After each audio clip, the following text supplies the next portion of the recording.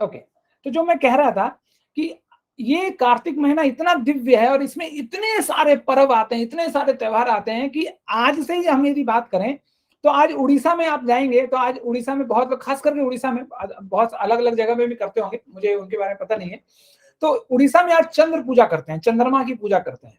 और यदि आप बंगाल में जाएंगे तो आज लक्ष्मी जी का पूजन है, तो जो माता जी नहीं आई है उनके घर भी लक्ष्मी जी का पूजन है, इसलिए वो नहीं आई है, तो उन्होंने मुझे कहा कि रिकॉर्डिंग कर लेने के लिए।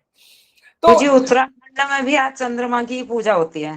हाँ, तो चंद्रमा की बहुत नॉर्थ में खास करके होता होगा, दिल्ली साइड एनसीआर में होता होगा बहुत जगह।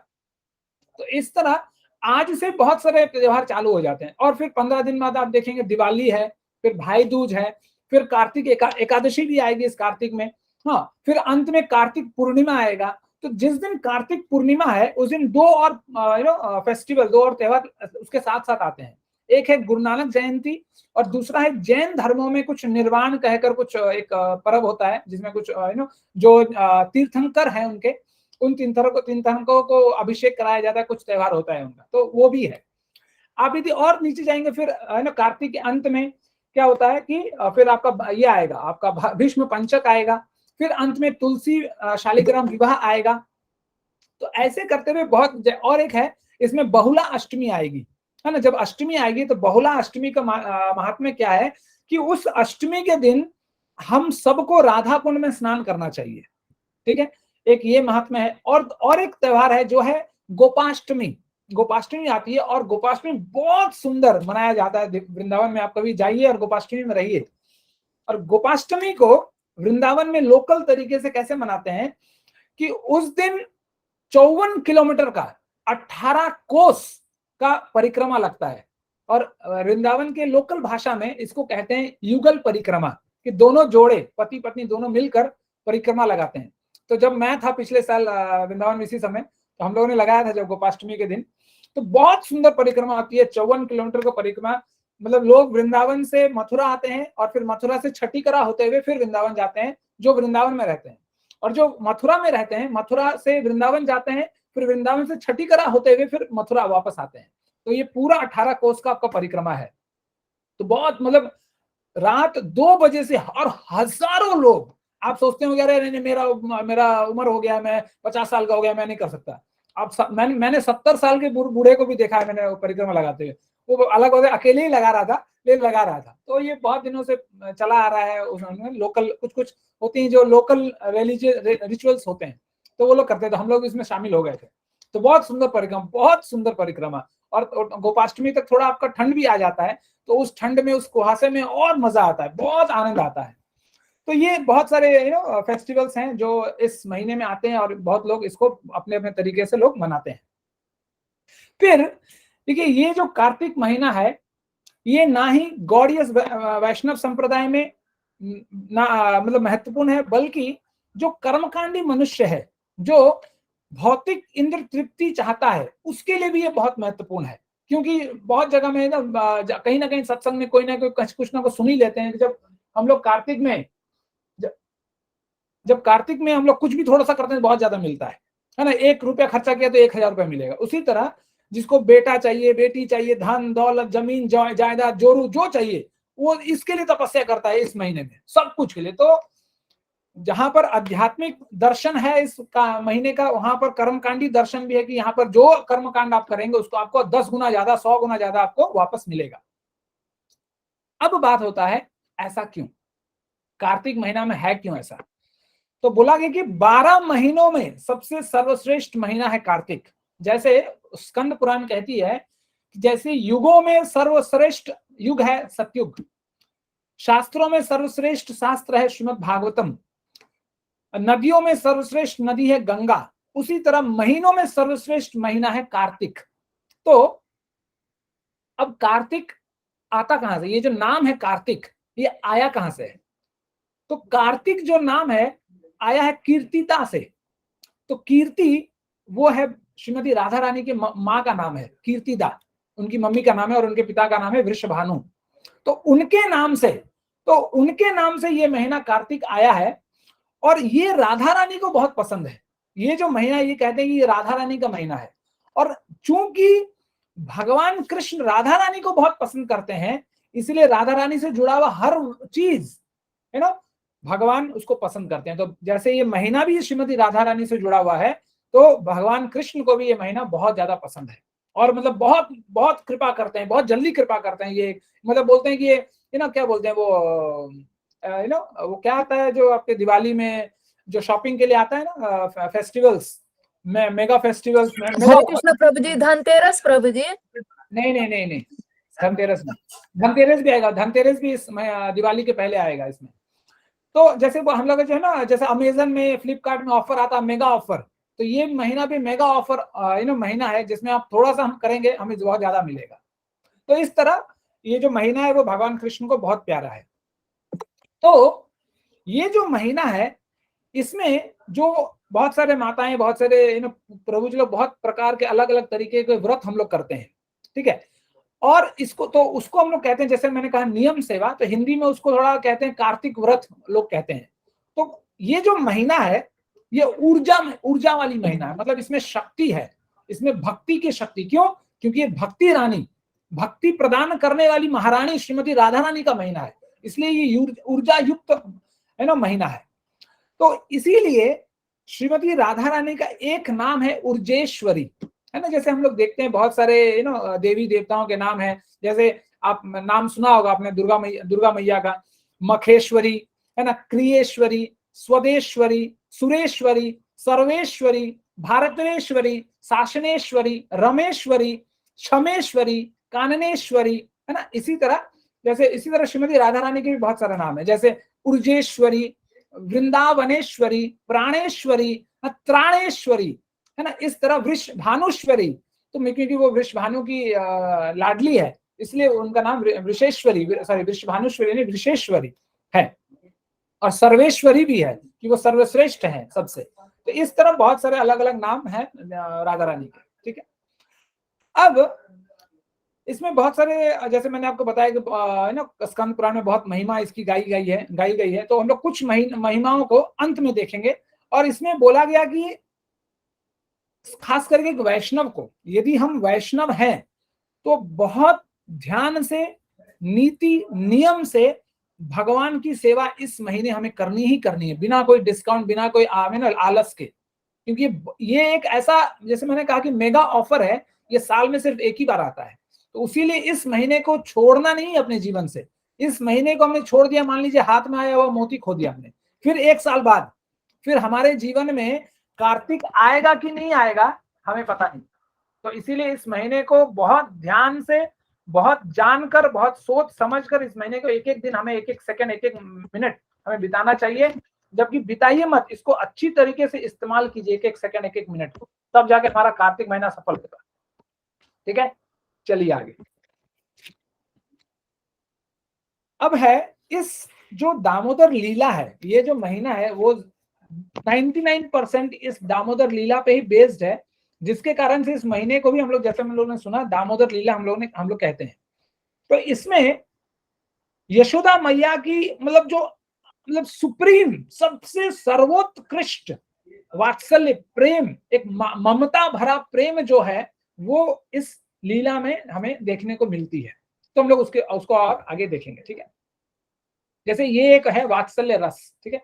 उसी प्रकार 5 प्रकार के मुख्य रस हैं और बहुत सारे प्रकार के गौण रस हैं। तो गौण रस का मतलब है छोटी छोटी रस।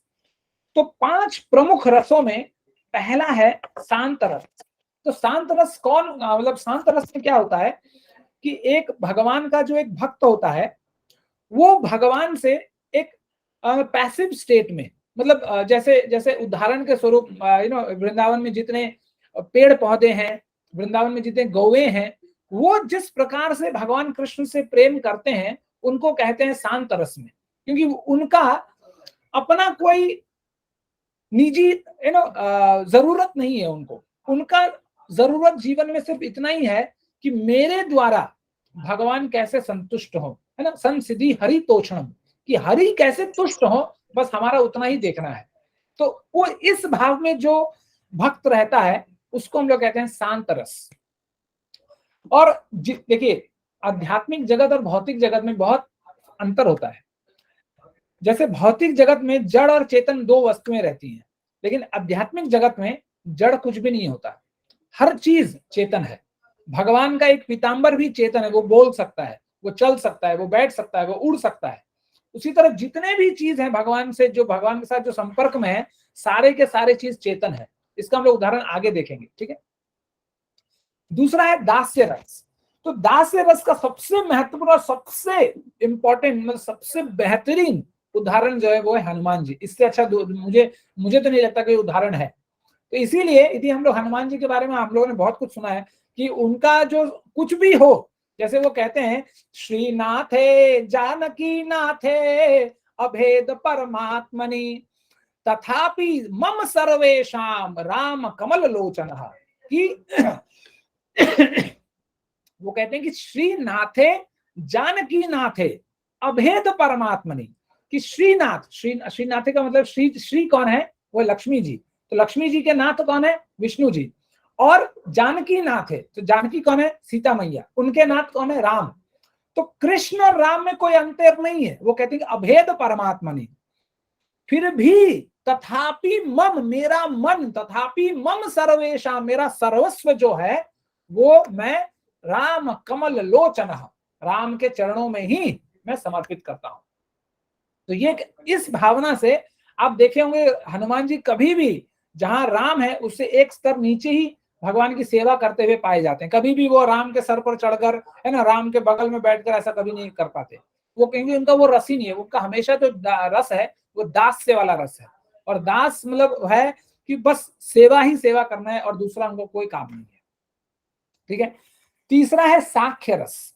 तो हम लोगों ने बहुत बार सुना है साख्य रस में, है ना, जैसे गोप बाल, भगवान के जो गोचारण लीला में जितने भी मधुमंगल हो गया, सुदामा हो गया, जितने भी गोप बाल हैं वो साख्य रस के हिसाब से भगवान की वंदना करते हैं। दूसरा है वात्सल्य रस। तो आज हम लोग खास करके वात्सल्य रस के बारे में सुनेंगे, जहां पर यशोदा मैया और भगवान कृष्ण के बीच क्या संपर्क है, क्या रिश्ता है, वो रिश्ता कितना गाढ़ है, कितना मजबूत है, उस रस के बारे में आज हम लोग जानेंगे। और पांचवा है माधुर्य रस। तो माधुर्य रस वो है जहां पर एक जीव परमात्मा को एक पति के रूप में देखती है और पति पत्नी के स्वरूप में उस परमात्मा को पति के रूप से पूजा करती है, वंदना करती है या विचार करती है उस पे।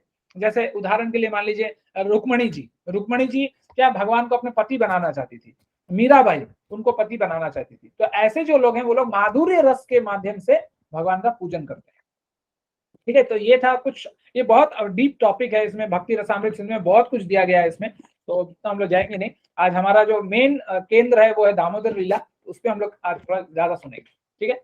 तो ये हो गया कुछ रसों के बारे में। तो यहाँ पर लिखा हुआ है कि वात्सल्य रस की अंतिम सीमा और वात्सल्य रस का प्रतीक, मतलब जिसको बोलते हैं ना एक चिन्ह, यशोदा मैया जो है वो चिन्ह है, एक प्रतीक है, एक उदाहरण है। देखिए, और इसमें एक कारण है कि क्यों उदाहरण है ना, कि मतलब अभी जैसे भगवान कृष्ण की माता तो देवकी भी है, देवकी और वसुदेव भी उनकी माता है।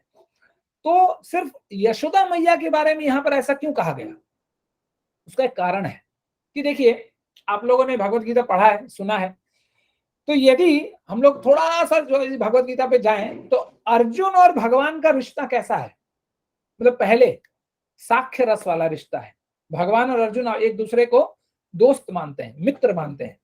लेकिन जब हम लोगों ने देखा कि जब भगवान ने 11वें अध्याय में अर्जुन को भगवान ने अपना विराट रूप, स्वरूप रूप, विश्व रूप दिखाया, तो अर्जुन पहले तो डर जाता है, फिर वो क्षमा मांगता है। क्यों, क्या कहकर कि भगवान आप ईश्वर हैं, आप भगवान हैं, मुझे क्षमा कर दीजिए, मैंने ना जाने आपको कितना भला बुरा कहा, मैंने आपको गोविंद, मैंने गौ चराने वाला, है ना, आपका मैं छीन कर खा जाता था, इतना, ये सब बहुत कुछ बातें अर्जुन ने भगवान को बताया।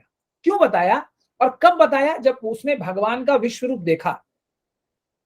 तो जब अर्जुन के साथ यदि हम लोग मूल से देखें तो अर्जुन के साथ भगवान का क्या रिश्ता था, साख्य रस वाला रिश्ता था। लेकिन जब भगवान ने अपना विश्व रूप दिखाया तो वो साख्य रस जो है दब गया, खत्म हो गया है कुछ देर के लिए। तो फिर, है ना, तो अर्जुन फिर क्या साइड हो जाता है। अब यदि हम लोग देवकी और वसुदेव की बात करें तो आपको, यदि आपने भागवतम थोड़ा पढ़ा या लीला सुना होगा, तो जब भगवान अक्रूर जी के साथ वृंदावन से मथुरा आते हैं on an invite from Kansa कि आओ दंगल में लड़ो, तो जब भगवान कृष्ण चाणूर, मुष्टिक और कंस को मारते हैं और उसके बाद जब देवकी मैया और वसुदेव से उनका मिलन होता है, और जब देवकी मैया और वसुदेव जी को पता चलता है कि इसने, है ना, कृष्ण ने कंस और चाणूर मुष्टिक को मार दिया है, तो उनका जो वात्सल्य रस रहता है वो भी क्षीण हो जाता है। क्यों? क्योंकि उनके मन में ये उदय होता है कि नहीं नहीं नहीं, इतना छोटा सा बालक क्या चाणूर और मुष्टिक और कंस जैसे, है ना, राक्षसों को मार सकता है? उनके अंदर में ये प्रश्न चिन्ह उत्पन्न होता है। तो उसीलिए उनका वात्सल्य रस जो था वो क्षीण हो जाता है, और उनके ऐश्वर्य रूप, कृष्ण का जो विश्व रूप है, जो ऐश्वर्य रूप वाला, जो भगवान वाला रूप है, भगवान वाला जो भाव है, वो उत्पन्न होता है। जैसे हम लोगों के अंदर क्या है, हमारे अंदर कोई भाव नहीं है सिर्फ भगवान को छोड़कर, ना हमारे लिए भगवान का सिर्फ मतलब भगवान वाला स्वरूप, भगवान वाला भाव ही हमारे अंदर है, दूसरा कोई रूप नहीं है ना, कोई भाव नहीं है। लेकिन यशोदा मैया के पास आप यदि देखेंगे, जब आप लोग यदि भागवतम पढ़ेंगे तो उसमें लिखा हुआ है कि जब भगवान कृष्ण छोटे रहते हैं, जन्म के बाद, तो एक बार ऐसे ही जब देखते होंगे, अब जब बच्चा सो रहा होता है तो कभी कभी जबाई लेता है ना, यॉर्निंग करता है। तो जब जबाई लेते हैं तो है ना, माँ देखती है, माँ वो देखने का प्रयास करती है क्या मेरे बच्चे के दांत निकला, तो वो मुंह में झांकती है ऐसा करके। तो जैसे ही झांकती है तो भगवान के मुंह में पूरा ब्रह्मांड यशोदा मैया को दिखता है, तो वो चकाचौंध हो जाती है, अरे ये क्या मैंने देख लिया। तो जैसे ही वो देखती है वैसे ही भगवान कृष्ण अपना मुंह बंद कर लेते हैं। तो ये एक इच्छा भगवान के अंदर, यशोदा मैया के अंदर रह जाती है कि मुझे फिर से इसके मुंह में देखना है क्या है। और इसके बाद देखिए, ये जो दामोदर लीला घटती है, ये 3 राक्षसों के आने के बाद घटती है। सबसे पहले पूतना आती है, फिर सक्तासुर आता है, फिर अघासुर आता है, फिर तृणाव्रत, 4 अघासुर, फिर तृणाव्रत, लास्ट में अघासुर। तो 4 लीलाएं हो चुकी होती हैं और चारों राक्षसों को भगवान कृष्ण मारते हैं। फिर भी, है ना, यशोदा मैया भगवान को भगवान मानने को तैयार नहीं है। उनका वात्सल्य रस इतना गाढ़ है, इतना मजबूत है कि वो सोचते हैं, जैसे बहुत सारे लोग, बहुत सारे गोपिकाएं, गोप ब्रज, गोप बाल आके कहते थे यशोदा मैया को कि तुम्हारे जो लड़का है, तुम्हारा जो छोरा है, वो तुम्हारा छोरा नहीं, वो भगवान है। तो यशोदा मैया कहती थी होंगे वो भगवान तुम्हारे लिए, लेकिन हो है तो वो मेरा बेटा ही, मेरा छोरा ही। तो उनका वात्सल्य रस इतना पूर्ण था, इतना अपने आप में इतना अटूट था कि वो कुछ भी करते थे, लेकिन उस भगवान के ऐश्वर्य स्वरूप को वात्सल्य रस ढक लेता था। इतना गाढ़ वात्सल्य रस था यशोदा मैया में। इसीलिए यहाँ पर कहा गया कि यशोदा मैया जैसा, मतलब उनके पास जो वात्सल्य रस था और कहीं दूसरा किसी के पास भी नहीं, इसलिए उन्हें एक उदाहरण के स्वरूप माना गया कि यशोदा मैया एक उदाहरण है वात्सल्य रस का। तो सिर्फ माता की इच्छा को पूर्ण करने के लिए ही, कि माता मेरे मुंह में देखना चाहती है कि मेरे मुंह में क्या है, उन्होंने एक लीला ही घटा, उन्होंने एक लीला किया कुछ दिनों बाद, जिसको हम लोग ब्रह्मांड घाट लीला बोलकर मानते हैं। एक आप 84 ब्रजकोश में जाएंगे तो वहां पर एक स्थल है ब्रह्मांड घाट, तो वहां पर भगवान ने अपने मुंह में ही भगवान को पूरा ब्रह्मांड का दर्शन कराया, इसलिए उस घाट का नाम है ब्रह्मांड घाट। ठीक है, चलिए आगे। तो देखिए, यहाँ पर कुछ बातें दी गई हैं भगवान के ऐश्वर्य को दिखाने के लिए। तो यहाँ पर कहा गया है, एवं सन दर्शिता हयंग हरिणा भृत्यवश्यता स्ववशो नापि कृष्णेन यस येदम सेश्वरम वशे। तो यह लिखा, हे महाराज परीक्षित, यह संपूर्ण ब्रह्मांड अपने महान भगवान शिव, भगवान ब्रह्मा और भगवान इंद्र जैसे महान देवताओं के साथ भगवान के सर्वोच्च व्यक्तित्व के नियंत्रण में है। फिर भी सर्वोच्च भगवान का एक दिव्य गुण क्या है, वे अपने भक्तों के नियंत्रण में आते हैं, मतलब अपने भक्तों के बंधन में बंध जाते हैं, अपने भक्तों के भक्ति में बंध जाते हैं। तो जैसे हम लोगों ने पहले भी सुना है कि भगवान कहते हैं कि साधवो हृदयम महम साधुनाम हृदयम त्वम, कि साधवो हृदयम महम, कि मतलब जो साधु गण हैं वो मेरे हृदय में रहते हैं। साधुनाम हृदयम त्वम, और साधुओं के हृदय में मैं रहता हूं। ठीक है, और फिर आगे कहते हैं कि मदन यत्तेना जानन्ति, मुझे छोड़कर भक्तगण, मेरे भक्तगण दूसरा कोई चीज नहीं जानते। उसी तरह ना हम तेभ्यो मनागपि, कि मैं भी उनके अलावा कुछ नहीं जानता।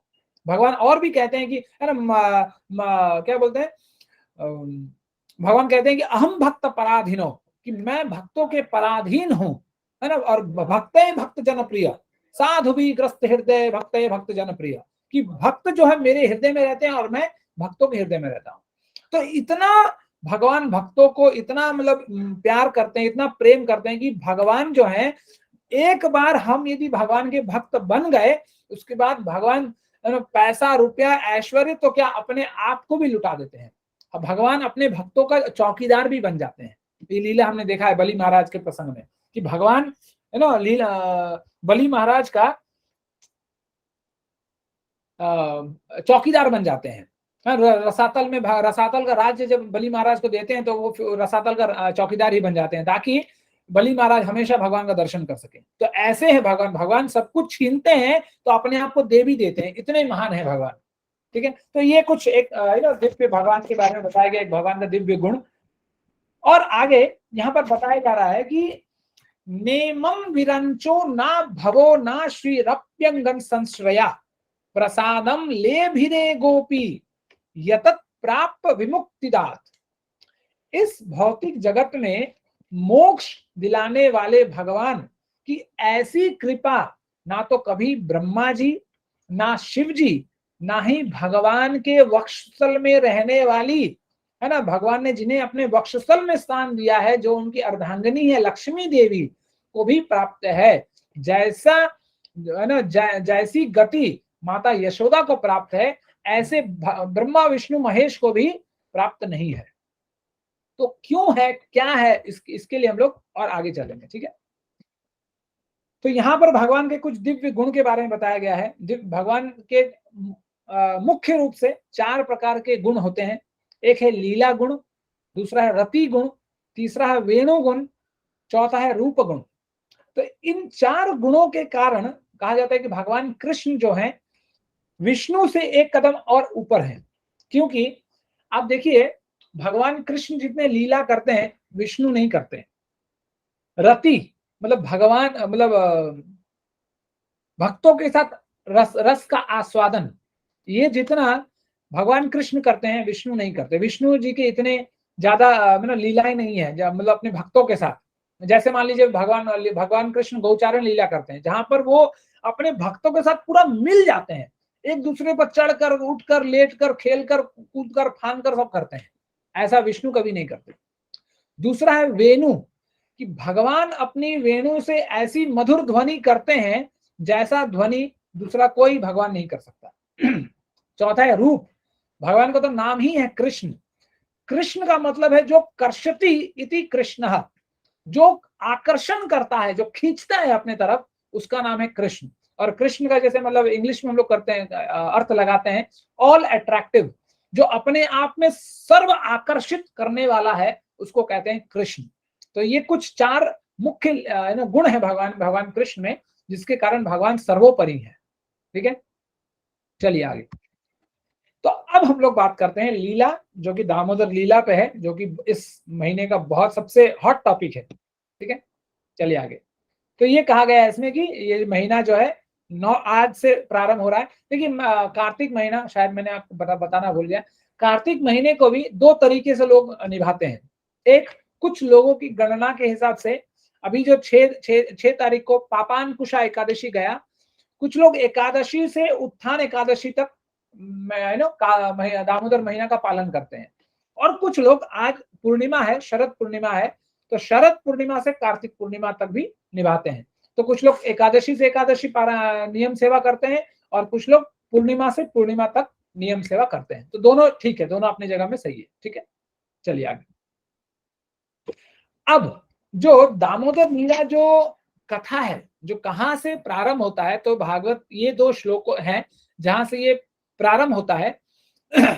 और ये जो श्लोक है अपने आप में एक उत्तर है राजा परीक्षित के लिए। तो राजा परीक्षित पूछते हैं भगवान सुखदेव महाराज से कि सुखदेव जी, ये मुझे बताइए कि माता यशोदा ने ऐसा कौन सा पुण्य किया था, ऐसा कौन सा कार्य किया था, ऐसा कौन सा मतलब पुण्य कार्य किया था, ऐसा कौन सी तपस्या की थी जिसके कारण माँ यशोदा को ऐसा पुण्यवान तिथि हुआ, ऐसा पुण्यवान जीवन उनका मिला उनको, कि जहां भगवान स्वयं आकर उनका स्तनपान करते हैं, उनके छाती का दूध पीते हैं। ऐसा कौन सा पुण्य का कार्य किया था उन्होंने? तो उस सवाल के उत्तर में यहाँ सुखदेव जी महाराज कहते हैं, और ये श्लोक बहुत इंपॉर्टेंट है, इसमें बहुत सारे पॉइंट हैं, तो हम लोग थोड़ा धीरे धीरे करके संक्षिप्त में उसको देखेंगे, ठीक है। तो यहाँ सुखदेव महाराज कहते हैं कि एकदा गृहादाशीषु यशोदानंद गेहिनी कर्मांतर नियुक्तासु निर्मम था स्वयं दधी। हाँ, तो और आगे, अच्छा ठीक है, ये 2 लाइन देखते हैं। तो यहाँ पर सुखदेव महाराज कहते हैं कि एकदा गृहादाशीषु यशोदानंद गेहिनी, कि एक बार यशोदानंद के घर में जब और सब दासियां जो थी अलग अलग कार्यों में निपुण थी, मतलब अलग अलग कार्य में व्यस्त थी, तो उस समय है ना यशोदा मैया को ऐसा लगा, कर्मांतर नियुक्तासु निर्मंथर स्वयं दधी, कि उनको ऐसा लगा कि चलो जब और सब गोपियां और सब कार्यों में रत हैं, तो मैं ही अपने कान्हा के लिए आज दही मंथन करूंगी। तो इसका एक छोटा सा बैकग्राउंड स्टोरी ये है, क्योंकि इस जगह तक आने तक आज तक यशोदा मैया बहुत सारी ताने सुन चुकी है बाहर वालों से, अलग अलग गोपियों से बाहर से, कि तेरा छोरा हमारा है ना मक्खन चुरा लेता है, मटकियों को फोड़ देता है, चुरा कर खाता है, अपने तो खाता ही है, बंदरों को भी खिलाता है, हाँ हमारा जीना हराम कर रखा है। तो ये सब कुछ भगवान यशोदा मैया ने बहुत बार सुन रखा है ये सब। तो उनको हमेशा लगता था कि ऐसा क्यों करता है कृष्ण, अरे हमारे घर में 1 नहीं 2 नहीं 3 नहीं लाख नहीं 10 लाख नहीं, पूरे के पूरे 9 लाख गायें हैं ये नंद बाबा के यहाँ, फिर भी भगवान कृष्ण दूसरों के घर जाकर माखन क्यों चुराता है? तो आज तक यशोदा मैया क्या करती थी, जो मक्खन भगवान कृष्ण के लिए बनाया जाता था वो दूसरे गोपियों के हाथों से दही को मथा जाता था। तो ये भी यशोदा मैया को शायद लगा कि हो सकता है कि ये कारण हो कि कृष्ण हमारे घर का मक्खन नहीं खाता है और दूसरे के यहाँ भागता है। तो उनको लगा नहीं ठीक है, तो आज मैं अपने हाथों से दही को मथूंगी, अब कृष्ण के लिए, अपने लाल के लिए खुद मक्खन बनाऊंगी। तो इसीलिए वो कहती है निर्मंथ स्वयं दधी, कि स्वयं दही को मंथन करने के लिए चलती है। फिर आगे कहा गया है कि वो कैसे मथती है। तो यहाँ कहा गया कि यानी हा गीतानि तद्बाल चरितानि च दधी निमंथने काले स्मरंती तान्य गायत। तो इसका अर्थ यदि हम लोग एक बार छोटा सा पढ़ लेते हैं, तो इसमें कहा गया कि श्री सुखदेव गोस्वामी ने कहा, आगे कहा, एक दिन जब माता यशोदा ने देखा कि सभी दासियां अन्य घरेलू मामलों में लगी हुई हैं, तो उन्होंने व्यक्तिगत रूप से दही का मंथन करना शुरू कर दिया। मंथन करते समय उन्हें कृष्ण की बचकानी गतिविधियों का स्मरण आया और उन्होंने अपने तरीके से गीतों की रचना की और उन सभी गानों का आनंद लिया। तो देखिए ये बहुत इंपॉर्टेंट है, बहुत महत्वपूर्ण है, खास करके माताओं के लिए, लेकिन हम लोगों के लिए भी, जो प्रभु जी लोग हैं, जो और उन लोगों के लिए जो अपने घर में रसोई करते हैं।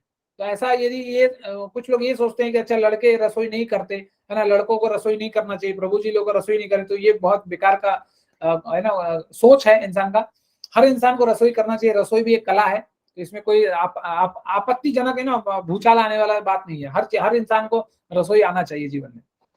तो यहाँ बात ये जो लिखा हुआ है कि यानी हा गीतानी तद बाल चरितानि च, कि जब यशोदा मैया दही मंथन करती है तो उस समय क्या करती है, यानी गीतानी, भगवान के तत्बाल चरितानि च, भगवान के बालक के स्वरूप में भगवान ने जितने भी लीलाएं की हैं, उन्होंने उठा बैठा सोया खाया खांसा छींका, जो भी उन्होंने किया, उन लीलाओं को माँ यशोदा सोचती हैं और सोचकर क्या करती हैं, स्मरंती तान्य गायात, कि सोचकर माता यशोदा इतनी निपुण है कि उन लीलाओं को एक के बाद बना कर एक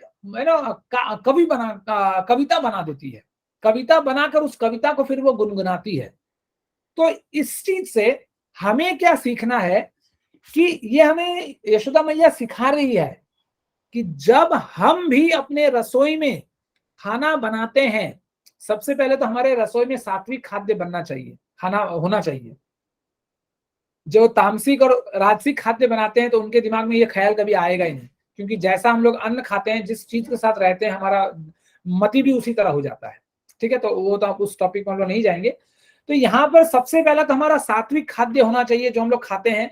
ठीक है, और जब उस सात्विक खाद्य को हम लोग जब पकाते हैं, जब बनाते हैं अपने बच्चों के लिए, ठाकुर जी के लिए, तो हमारा जो बुद्धि का जो स्तर होना चाहिए, हमारा जो सोच का जो स्तर होना चाहिए, वो पूरी की पूरी कृष्णमया होना चाहिए, कृष्णमय होना चाहिए, कृष्ण भावनामृत होना चाहिए।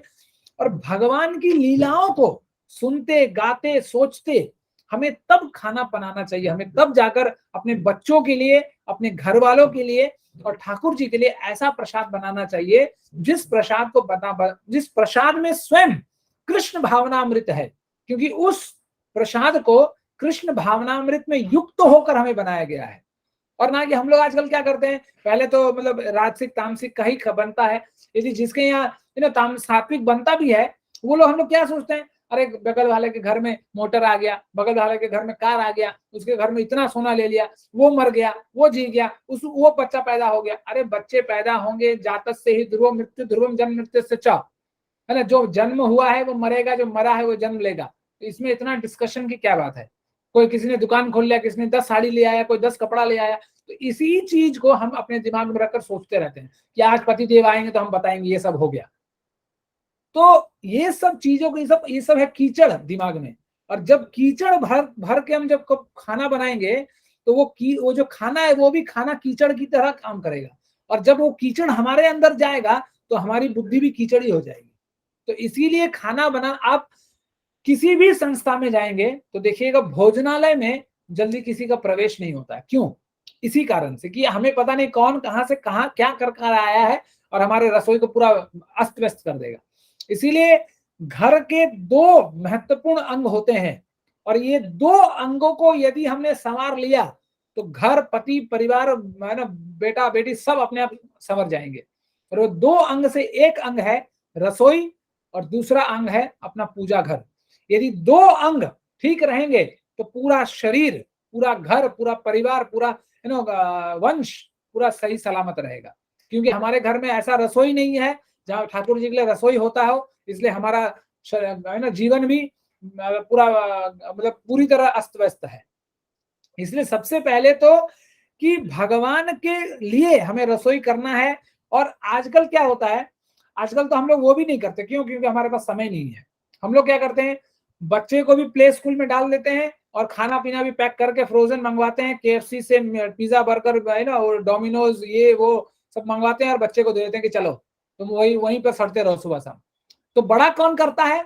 आजकल के माता पिता बच्चों को बड़ा नहीं करते। आजकल के घर में आया बड़ा करती है ना। फिर बड़ा होकर आया कोई वो माँ बोलने लगता है, क्योंकि माता पिता तो पैसा गिनने में लगे पड़े हैं।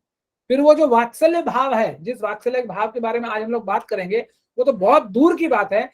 यही एक कारण है आज, इसके कारण से जैसे ही बच्चा बड़ा होता है, माँ बाप को बोलता है कि तुमने बहुत किया, घर बहुत बिगाड़ा, अब जाओ वृद्धाश्रम में जाओ और चुप से वहां जाके मरो, यहाँ मेरा दिमाग मत खराब करो। यही कारण है। क्यों? क्योंकि हमारे और हमारे बच्चे के बीच कोई संपर्क ही नहीं। हम लोग सुबह शाम पैसा कमाने में लगे हुए हैं और बच्चा एक तरफ पड़ा हुआ है।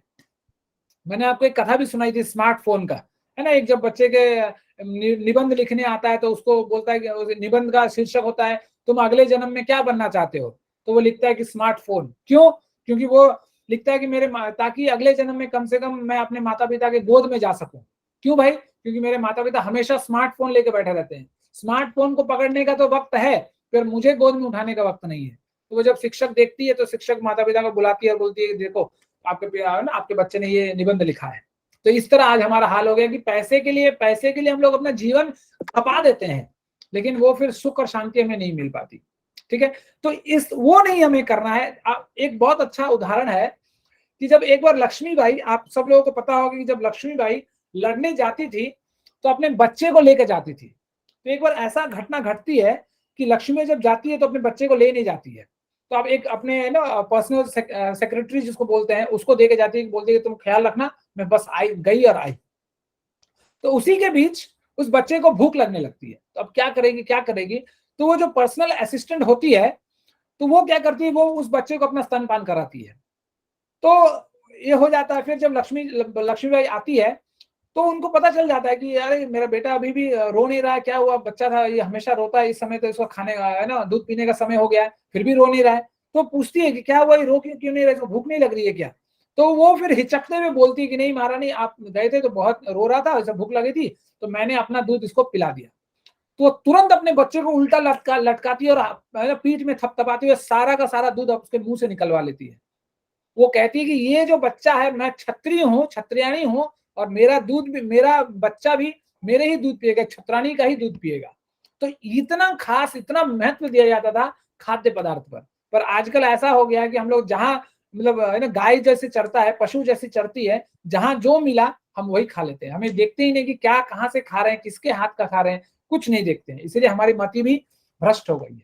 लेकिन यहाँ यशोदा मैया सिखाती है कि अपने लाल के लिए, अपने लाडले के लिए, अपने बच्चे के लिए अपने हाथ से कृष्ण भावनामृत होकर, भगवान की लीलाओं में मग्न होकर एक ऐसा रसोई कीजिए कि जो आपके बच्चे को ना ही हष्ट पुष्ट पोषण दे, मतलब शारीरिक रूप से, पर आध्यात्मिक रूप से भी, उसके मानसिक रूप से भी उसे पोषण करे, ताकि उसका मानसिक पोषण हो और वो एक अच्छा नागरिक बने जीवन में, एक आध्यात्मिक के रास्ते में चले, ताकि उसको भी जीवन का जो सर्वोच्च लक्ष्य है उसे वो जान सके, धारण कर सके और उस पथ पर वो चल सके। तो इन चीजों से हमें यशोदा मैया ये सीख सिखाती है। ठीक है, चलिए आगे। हरे कृष्ण प्रभु जी। हरे कृष्ण माता जी। फिर से एक बार श्लोक पढ़ सकते हैं क्या प्रभु जी? हाँ बिल्कुल पढ़ सकते हैं माता जी। आप पढ़ना चाहती हैं कि मैं पढ़ूं? नहीं, आप पढ़िए प्रभु जी, मैं सुनूंगी। शैलाश्री माता जी क्या? हाँ प्रभु जी। हरे कृष्ण माता जी। हरे तो कृष्ण प्रभु जी। महाराज कहते हैं कि एकदा गृहदासीषु यशोदानंद गेहिनी, ये 10वें अध्याय का 10वें स्कंद का 9वें अध्याय का पहला दूसरा श्लोक है माता जी, 10:9:1-2। ठीक है माता जी, यदि आपको रेफर करना था आप रेफर कर सकती हैं वहां पर।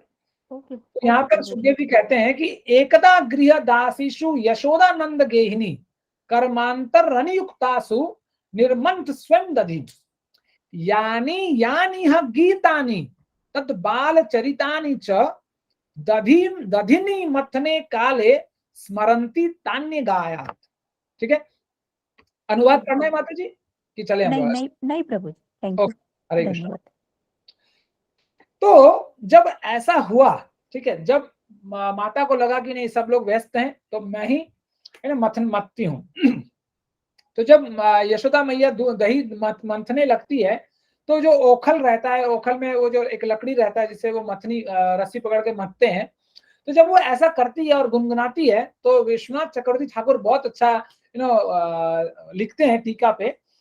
तो वो कहते हैं कि जब माँ अपने दोनों हाथों से ऐसे खींच कर वो दही को मंथन कर रही है तो उनके हाथों में जो चूड़ियां हैं, उन चूड़ियों से ऐसा स्वर निकल रहा है जैसा स्वर जब लोग करताल बजाते हैं, वैसे जब उस प्रकार का स्वर निकल रहा है। और जो ओखल में जो लकड़ी पड़ी है और लकड़ी पड़ने का जो स्वर निकल रहा है, वो स्वर कैसा है? वो मृदंग के समान स्वर है। ठीक है, तो इससे पता चलता है कि जब माँ भगवान के लीलाओं का स्मरण कर रही है तो माँ यशोदा मैया अपने आप में कीर्तन ही कर रही है भगवान का, और कुछ नहीं। और चूड़ियां करताल का कार्य कर रही है और जो ओखल है, ओखल की जो लकड़ी है वो मृदंग का कार्य कर रही है। ठीक है, तो जब ऐसा होता है, जब ये आवाज आती है ओखल की और चूड़ियों की, तो कुछ देर बाद कृष्ण का नींद टूट जाता है। तो कृष्ण एक तीसरे कमरे में सोए रहते हैं तो उनका नींद टूट जाता है। जब नींद टूट जाता है तो वो है ना, जैसे जैसे हम जब हमारे बच्चे जब उठते हैं तो देखिएगा लड़काते हुए ऐसे है ना, आंखों को मलते हुए निकलते हैं और चिल्लाते भी हैं, कभी कभी रोते भी हैं। बहुत सारा कि बहुत सारे बच्चे होते हैं जैसे ही उन्होंने आंख खोला, अपनी माता को नहीं देखा तो लो लाउड स्पीकर पूरा एकदम। तो ऐसे ही भगवान कृष्ण क्या करते हैं, आंखों को मलते हुए ऐसे करते करते करते आते हैं।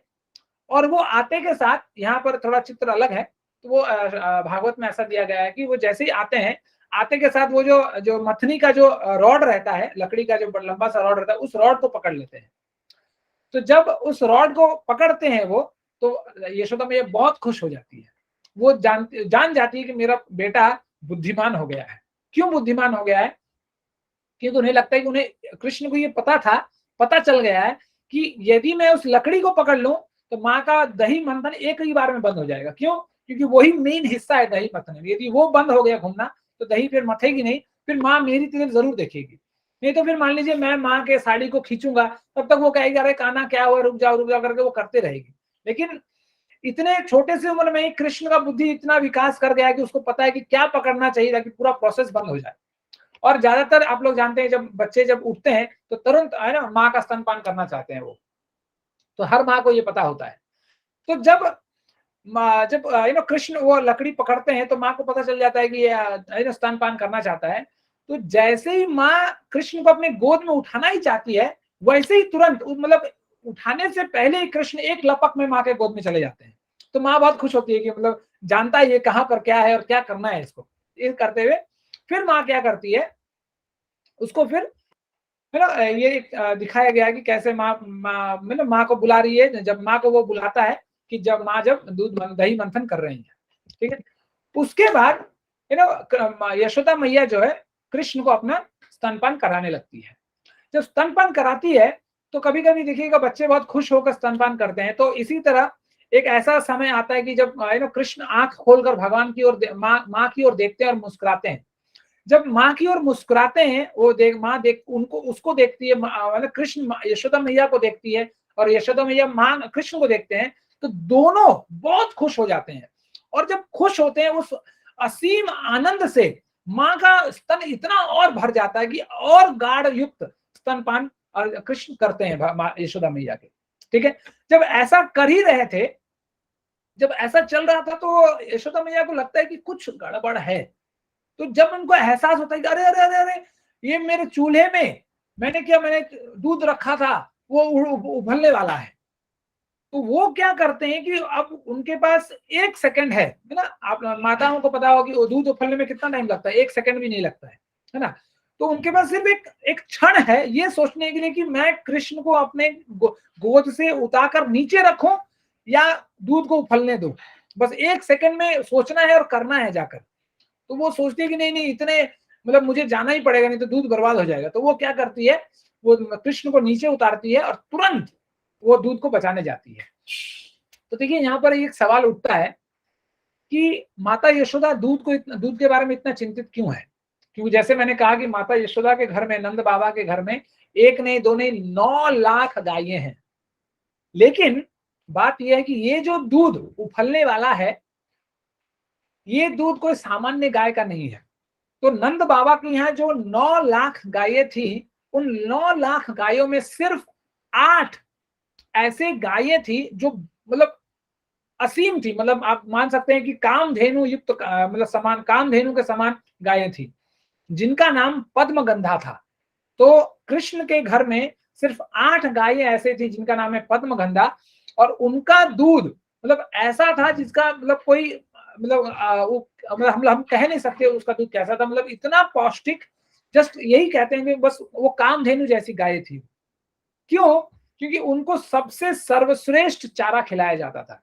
मतलब जो सबसे लशी, सबसे ग्रीनिश, जो सबसे फ्रेश जो घास होती थी उनको दिया जाता था। क्योंकि उनका शरीर ऐसा था कि उनको जितना अच्छा उनको खिलाया जाए उतना अच्छा वो दूध देती थी। और ये बहुत कीमती दूध था क्योंकि सिर्फ और सिर्फ 8 गायें थी उनके यहाँ, ठीक है, 9 लाखों में। तो यदि अब सवाल होता है कि ये दूध उफला क्यों। देखिए जैसे मैंने कहा कि जो आध्यात्मिक जगत होता है उसमें कुछ भी जड़ नहीं होता, सब के सब चेतन होते हैं। तो ये जो दूध है ये भी एक इंसान है, ये भी इसमें भी चेतन है, ठीक है, ये चेतना युक्त है ये दूध। तो ये दूध विश्वनाथ चक्रवर्ती ठाकुर इसका टीका इस तरह करते हैं, वो कहते हैं कि ये दूध इसलिए उफलना चाहता है। उफलने का मतलब क्या है कि जहां वो है वहां से कूद जाना, है ना। यदि मान लीजिए मैं अपने घर के छत पर हूँ, छत के ऊपर से कूद गया तो एक तरह से मान सकते हैं कि मैं उफल गया। तो उसी तरह जो जिस कटोरे में रखा गया है उस कटोरे से यदि दूध उफल जाता है, इसका मतलब है कि दूध उछल गया, दूध कूद गया। तो जैसे कि आध्यात्मिक जगत में हर चीज चेतन है, तो यहाँ पर ये दूध इसलिए उफलना चाहता है क्योंकि वो अपने दुर्भाग्य को कोसता है दूध। कि अरे अरे हम दूध क्यों निकले गायों के थनों से, कि जब कृष्ण को माता यशोदा का स्तनपान करना था तो हमारे जीवन का क्या लाभ है। तो इसको ये सोचते हुए अपने भाग्य को हाय हाय करते हुए वो मर जाना चाहती थी, वो अपनी आत्महत्या करना चाहती थी, अपना सर्वनाश करना चाहती थी, इसलिए वो दूध उफलने को तैयार हो गया और उफलने ही वाला था कि माता यशोदा बचाती है फिर। ठीक है, ये एक साहित्यिक दृष्टि है कि कैसे चेतन वस्तु हर चीज भगवान के धाम में, भगवान के है ना भगवत धाम में, वैकुंठ वृंदावन वैकुंठ में हर चीज किस तरह चेतन होता है। तो जब ऐसा होता है, जब यशोदा मैया कृष्ण को छोड़कर दूध को बचाने के लिए आ जाती है, तो इस तरफ है ना जो कृष्ण है लेटे लेटे क्रोध के मारे आग बबूला, आंखें लाल और होंठ पूरे लाल लाल टपट, मतलब लाल टमाटर जैसे लाल टप टप, और उन है ना होंठों को अपने छोटे छोटे सफेद सफेद दांतों से वे कुरेदते हैं। तो जब हम लोग जानते हैं ना, जब हम लोग गुस्सा होते हैं हम लोग अपना होंठों को चबाते हैं, कि अब जब और तब चबाते हैं जब हम लोग कुछ कर नहीं पाते हैं, ना गाली दे सक रहे हैं, ना मार सक रहे हैं, ना पीट सक रहे हैं, जब कुछ नहीं कर पाते तो जैसे बोलते हैं ना चने, सोने के चने चबाना, दांत में पीस कर बस चुपचाप रह जाना, मतलब कस करके अब कुछ नहीं कर सकते, मार देते फाड़ देते, ऐसे सोच सोच कर रह जाना। तो वही काम कृष्ण कर रहे हैं। तो इस चीज को विश्वनाथ चक्रवर्ती ठाकुर बहुत सुंदर लिखते हैं। वो कहते हैं कि कृष्ण के जो लाल लाल जो क्रोध युक्त जो होंठ है वो रजोगुण को संबोधित करती है। मतलब होंठ रजोगुण नहीं है, लेकिन टीका लिखते हैं ये दर्शाने के लिए, दर्शन देने के लिए हमें। और उन होठों को जो वो सफेद दांतों से कुरेद रहे हैं, खींच रहे हैं पीछे, है हम लोग ऐसे करते हैं ना, अपने होठों को खींचते हैं, तो सफेद दांतों से जो लाल लाल होठों को जो खींच रहे हैं, तो विश्वनाथ चक्रवर्ती ठाकुर टीका करते हैं कि सज्जन पुरुष को भी ऐसा होना चाहिए। तो सज्जन पुरुष को क्या करना चाहिए? होंठ खींचने चाहिए? नहीं। विश्वनाथ चक्रवर्ती ठाकुर कहते हैं कि जो सज्जन पुरुष होता है उसके जीवन में भी कुछ ना कुछ गड़बड़ हमेशा आए दिन, कुछ ना कुछ गोलमाल घोटाला, कुछ ना कुछ आगे पीछे ऊपर नीचे होता ही होता है। तो जब ऊपर नीचे होता है तब उसके अंदर रजोगुण उत्पन्न होता है, रजोगुण विकास होता है, रजोगुण पूरी तरह प्रकट होता है। तो जब एक सज्जन के पुरुष में रजोगुण है ना व्यवस्था के कारण, प्रकृति के कारण, स्थितियों के कारण जब प्रकट हो, तो उस सज्जन पुरुष को सफेद सात्विक रूपी सतोगुण से उसे उस रजोगुण को नीचे खींचना चाहिए, कि नीचे आ जाओ, आराम हो जाओ, शांत हो जाओ, स्थिर हो जाओ, ताकि तुम्हारा अस्तित्व बना रहे, चुप हो जाओ। तो इससे पता चलता है कि विश्वनाथ चक्रवर्ती ठाकुर कहते हैं कि हमारे जीवन में यदि ऐसी स्थिति भी आ जाए कभी कि रजोगुण हम पर हावी हो जाए, फिर भी हमें प्रयास करना चाहिए कि हम अपने सतोगुण का इस्तेमाल करके रजोगुण और तमोगुण पर हम उनको नियंत्रित कर सके दोनों गुणों को। तो ये जो भाव है, ये जो दर्शन है, ये विश्वनाथ चक्रवर्ती ठाकुर लिखते हैं, जिससे हमें ये सीखने को मिलती है कि आए दिन हमारे जीवन में कुछ ना कुछ होगा, और इस सतोगुण के माध्यम से ही हम दोनों दूसरे गुणों को, जो कि रजोगुण और तमोगुण है, उनको हम कंट्रोल कर सकते हैं, और हमें करना चाहिए और करने का अभ्यास करना चाहिए, तब जाकर हम आगे कर सकते हैं। तो जब ऐसा हो जाता है, तो जब माँ रसोई में आती है दूध बचाने के लिए, और कृष्ण वहां पड़े पड़े क्रोधित होते हैं, तो वो सोचते हैं कि आज मैया को तो कुछ ना कुछ सिखाना ही सिखाना है। तो वो क्या करते हैं, वो जाकर जो ऊपर में मटकी लटकी हुई रहती है जिसमें ऑलरेडी मक्खन भरा हुआ रहता है, उस मक्खन को जाकर फोड़ देते हैं, जाकर नीचे पत्थर से मारते हैं और फोड़ देते हैं। और सिर्फ फोड़ते ही नहीं, फोड़ते हैं, फिर आगे चलकर उन मक्खनों से मक्खन निकाल कर ना बंदरों को भी खिलाते हैं। और माता यशोदा को बंदरों से बड़ा नफरत था, क्योंकि हर समय आ जाते थे और मक्खन खाने का प्रयास करते थे। और ये बंदर और कोई बंदर नहीं है, ये बंदर वही बंदर हैं जो त्रेता युग में भगवान कृष्ण की, जब भगवान कृष्ण राम के स्वरूप में आए थे और नर लीला भगवान ने किया था, तो उस लीला में इन बंदरों ने भगवान की सहायता की थी। तो उस समय तो भगवान ने उन्हें कुछ अच्छा खिला नहीं पाए थे, तो इस युग में भगवान उनको माखन खिलाते हैं। तो इस तरह में पता चलता है, इसलिए भगवान को हम लोग कहते हैं कि अच्युत। भगवान कभी भी कोई भी काम कभी भूलते नहीं और कभी कुछ गलत तरीके से करते नहीं, वो हर जगह में परफेक्ट है, इसलिए वो हर चीज याद रखते हैं और किसी का ऋण भी कभी नहीं रखते, हर इंसान का ऋण किसी ना किसी तरीके से चुका देते हैं। तो आज इन बंदरों का समय है कि उस युग में बंदरों को तो जंगल में ज्यादा कुछ खाने के लिए नहीं मिला, तो कम से कम आज आओ और मक्खन भर भर के माता ने बनाया है और मक्खन खाओ। तो जब ऐसा स्थिति आती है तो फिर क्या करती है कृष्ण भगवान, क्या करते हैं, बंदरों के साथ मटकों के साथ सब लेकर घर के बाहर चले जाते हैं और वहां जाकर खूब चिल्लाते हैं, है ना, रोते धाते हैं। तो जब माता खोजती हुई आती हैं तो वो देखती हैं कि यशोदा ये भगवान कृष्ण रो रहे हैं। तो यशोदा ने सोचती है रो क्यों रहा है ये बदमाश, ये तो है ना गलती तो कर रहा है और सीना चोरी कर रहा है। तो माता यशोदा को लगता है कि ये नाटक कर रहा है ताकि मैं इसको पीटूं नहीं। तो उसके बाद वो क्या करती है, वो छड़ी लेकर जाती है, छड़ी लेकर आती है और फिर जब सब मक्खन खत्म हो चुका, सब बंदरों ने सब कुछ खा चुका है, इन लोगों ने खा चुका है, खत्म हो गया मटका, तो कृष्ण माता यशोदा को कहते हैं कि देखो तुम्हारी मक्खन तो इतना बेकार है कि बंदर भी नहीं खा रहे, देखो तुम्हारा मटका पूरा खाली का खाली है, जबकि पूरा साफ चट कर गए हैं लोग, मतलब इतना इन लोगों ने चाट गया है इन लोगों ने कि मक्खन, मतलब मक्खन एक जरा मक्खन अंदर भी नहीं लगा है, पूरा ऐसे लग रहा है कि नया घड़ा है। तो माता यशोदा मतलब छड़ी लेकर आती है, जब छड़ी को देखते हैं तो कृष्ण का हालत खराब हो जाता है ना, पसीना पसीना हो जाते हैं कृष्ण भगवान।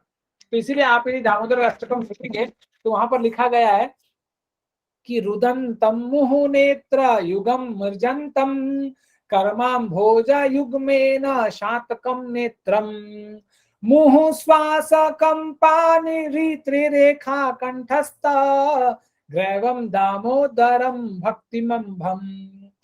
तो जब भगवान माता यशोदा को छड़ी लेकर देखते हैं तो उनका हालत खराब हो जाता है, रुदंतम, रोने लगते हैं, रोते हुए उनकी आंखों में जो सुरमा लगी हुई है अपने आंखों को मलते हैं तो उनकी आंखों में जो सुरमा लगी हुई है वो पूरे का पूरा सुरमा उनके पूरे मुख में लग जाता है ना। जब बच्चे आप देखेंगे, जब बच्चों को हम लोग काजल लगाते हैं और वो रोते हैं और वो फिर हाथ भी मार देते हैं ऐसे, तो उनके पूरे मुख पे वो काजल लग जाती है। तो वो स्थिति भगवान कृष्ण की हो जाती है। तो जब माता यशोदा छड़ी लेकर आई है और अब कृष्ण देखते हैं कि अब बचने का कोई उपाय नहीं है, तो न चोर क्या करता है, जब बच नहीं पाता तो एक ही कार्य करता है, वो है भागता है। तो यहाँ पर मतलब बहुत अच्छा टीका लिखते हैं आचार्यगण, लिखते हैं कि जिससे काल स्वयं डरता है, जिसे देवी देवता, जिसके डर से सूर्य उगता है, जिसके डर से चांदनी देती है, जिसके डर से हर ग्रह अपने कक्ष में चुपचाप चलते रहती हैं, है ना, जैसे सूर्य हर समय अपने सही समय पे निकलता है, भगवान उनको कभी बुलाने नहीं जाते। ये सब क्यों करते हैं, तो भगवान कहते हैं कि मेरे ही डर से सब कोई कर रहे हैं। और काल भी, जिससे स्वयं भय है, जिससे भय खाते हैं, काल भी भगवान से भय खाते हैं, वो भगवान जिनसे मतलब पूरा ब्रह्मांड भय खाता है, पूरे भय के कारण पूरा ब्रह्मांड चल रहा है, भगवान से वो माया डरती है जिससे हम डरते हैं, है ना। भगवान मायाधीश है और हम मायाधीन हैं, हम माया के अंडर में हैं और माया भगवान के अंडर में है। जब है ना माया भगवान के पास जाती है, माया देवी, तो एक कोने में दुबच कर बैठती है, इतना पावरफुल होते हुए भी एक कोने में बैठती है। लेकिन वो भगवान आज अपने वात्सल्य को दिखाने के लिए, अपने प्रेम को दिखाने के लिए अपने माँ से डर के भाग रहे हैं और माँ उनको पकड़ने के लिए दौड़ रही है। इसीलिए कहा गया है कि माँ जो होती है, माँ के जैसा दूसरा कोई भी नहीं है। देखिए हमारे शास्त्रों में एक इंसान के ऊपर 3 प्रकार का ऋण रहता है, एक है पितृ ऋण, एक है देव ऋण और दूसरा है ऋषि ऋण। तो इन तीनों, जिसको गुरु ऋण भी कहते हैं हम लोग, तो इन तीनों ऋणों से हमें उरीण होना है। लेकिन मातृ ऋण बोल के ऐसा कोई चीज ही नहीं है। क्यों नहीं है? क्योंकि एक संतान अपनी माता के ऋण से कभी भी उरीण नहीं हो सकता, है ना। मैंने एक कथा कही थी एक माता पिता का, माता और पुत्र का, तो हम लोग उसमें नहीं जाएंगे अभी। तो इसलिए माता इतनी महत्वपूर्ण है कि कभी भी किसी भी तरीके से उससे उरीण नहीं हुआ जा सकता। लेकिन अब इसका मतलब नहीं है कि अब हम लोग घर में जाकर जैसे हम लोग कुछ जैसे राधेश्याम प्रभु जी बहुत कहते हैं, बहुत अच्छा कहते हैं कि कभी-कभी हमारे पास कुछ कहने के लिए, बातें करने के लिए नहीं होती हैं, तो हम लोग बेकार की बातें करते हैं और यही कहते हैं कि अच्छा बताओ, माता बड़ी कि पिता बड़ा, है ना? भाई बड़ा या बहन बड़ा, है ना? है ना? पति बड़ा या पत्नी बड़ा, ये बेकार की चीजों में हम लोग दिमाग लगाते हैं और भगवत कथा में ध्यान नहीं लगाते हैं। तो हम लोग, माता का काम माता करती है और पिता का काम पिता करता है, दोनों ही अपनी जगह पर। यदि आप लोग उदाहरण के स्वरूप सुनना चाहते हैं, तो आप लोग खुद जाते होंगे, रोज सफर करते होंगे, तो सोचिए यदि आप एक साइकिल में सफर कर रहे हैं और यदि आप कहें कि मैं साइकिल का दूसरा पहिया ही बहुत महत्वपूर्ण है, तो यदि मैं साइकिल का पहला पहिया निकाल दूं, तो क्या आप साइकिल में सफर कर सकेंगे? या मैं साइकिल का दूसरा पहिया निकाल दूं, तो क्या आप पहले पहिए से सफर कर सकते हैं? नहीं कर सकते। तो इसीलिए एक जीवन में सफर करने के लिए जितना जरूरत जीवन में माता का है, उतना ही जीवन पिता का है। इन बेकार के फिजूल बातों में अपना दिमाग ना लगाया जाए कि कौन बड़ा है कौन छोटा है, ये सब बेकार की प्रजल्पा है। राधेश्याम प्रभु कहते हैं हमें सिर्फ और सिर्फ भगवान के नामों का ही गुणगान करना है और फिर अपना जीवन आगे बढ़ना है। तो फिर इसमें कथा इस प्रकार आगे बढ़ती है कि माँ यशोदा मैया 40 साल की उम्र की है और नटखट कृष्ण 1 या 2 साल का। तो वो तो इधर उधर भागता है और माता यशोदा थोड़ी मोटी है। इसमें भगवान माता यशोदा के शरीर का भी बहुत वर्णन किया गया है भागवत में कि थोड़ी मोटी है ना? अब वृद्ध भी हो चुकी है, 2-4 कदम चलती है ना? अब 2-4 कदमों में ही थक जाती है। जैसे कोई मान लीजिए माताओं को बोल दिया गया कि अच्छा ठीक है, साड़ी पहनकर आपको 100 मीटर रेस में दौड़ना है, तो माताओं का हालत खराब है। क्यों? हर दूसरे क्षण में साड़ी कहीं ना कहीं से खसक जाएगी। तो वही चीज माता यशोदा के साथ हो रहा था। कभी साड़ी खिसक जा रही थी, कभी आंचल खिसक जा रहा था, कुछ ना कुछ हो रहा था जिसके कारण से वो थक जा रही थी। लेकिन माता यशोदा को एक चीज पता था और वो बहुत दृढ़ संकल्प थी कि नहीं, मेरा बेटा दूसरों के घर में जाकर माखन चोरी करता है। आज इसने माखन मटकी मेरे ही घर का तोड़ दिया और आगे चलकर ना जाने ये क्या करेगा, हो सकता है मेरा बेटा बिगड़ जाए, इसलिए आज इसे मजा चखाना जरूरी है। तो ये संकल्प करके वो भगवान के पीछे दौड़ती है कि मेरा बेटा कहीं बिगड़ ना जाए, कहीं गलत रास्ते में ना जाए। तो देखिए माता पिता ऐसे होते हैं कि हो सकता हो कि कुछ क्षण के लिए उन्हें कठोर होना पड़ता हो सकता है कि पिता आते के साथ है ना अपने बच्चों को 2-4 तमाचा भी मार दे। क्यों मारता है? क्योंकि पिता पता होता है उसे कि जो तमाचा वो ना दुनिया से, समाज से, घर के बाहर जाकर वो खाया है जीवन में, वो ये नहीं चाहता कि मेरे बच्चे भी वो तमाचा खाए। वो चाहता है कि मेरे बच्चे जब घर से निकले एक संयुक्त होकर पूर्ण अपना निर्माण चरित्र अपना निर्माण करते हुए है ना समाज में अच्छे तरीके से आगे बढ़े। क्यों? क्योंकि पिता को पता होता है कि समाज का समाज में हम लोग कितना गाली सुनते हैं, कितना तमाचा खाते हैं, कितनी बातें सुनते हैं। ये जो पिता जो घर से बाहर निकलता है उसको अच्छी तरीके से पता होता है। तो इसीलिए कभी कभी माता पिता है ना कठोर हो जाते हैं, तो उनको उस चीजों को हमें ज्यादा नहीं ध्यान देना चाहिए और आगे बढ़ना चाहिए जीवन में। तो यहाँ पर माता यशोदा बहुत दृढ़ संकल्प है कि आज मुझे कृष्ण को सबक सिखाना ही है और पकड़ना ही है। तो जब बहुत प्रयास के बाद भी भगवान को वो पकड़ नहीं पाती हैं और जब भगवान देखते हैं कि अरे ये देखो मेरा भक्त प्रयास कर रहा है ना? तो देखिए आप यदि इस चित्र को देखेंगे तो इसमें बहुत सुंदर वर्णन है। तो यशोदा मैया के केश में कुछ फूल लगे हुए हैं। हाँ, तो ये फूल, जैसे मैंने कहा कि हर चीज चेतन होती है, तो ये फूल संबोधित करती हैं कि कुछ फूल हैं और कुछ फूल झड़ चुके हैं। तो इसका टीकाकार ऐसा टीका लिखते हैं कि कुछ फूल जो हैं वो ये सोचकर झड़ जाते हैं कि अरे अरे देखो ये ब्रह्म को पकड़ने जा रही है। हाँ, ब्रह्म को पकड़ने जा रही है, ये कभी नहीं कर सकती, इसका साथ हम कभी नहीं देना चाहते, ये सोचकर वो कूद जाती है।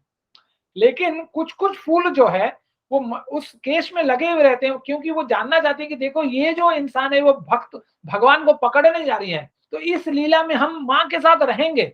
इसलिए वो चूल में है ना माता यशोदा के केश में चिपक के रहते हैं कि इस लीला का हम भी विटनेस बनना चाहते हैं, हम भी भगवान माता के साथ रहना चाहते हैं जब माँ भगवान को पकड़ती है ना।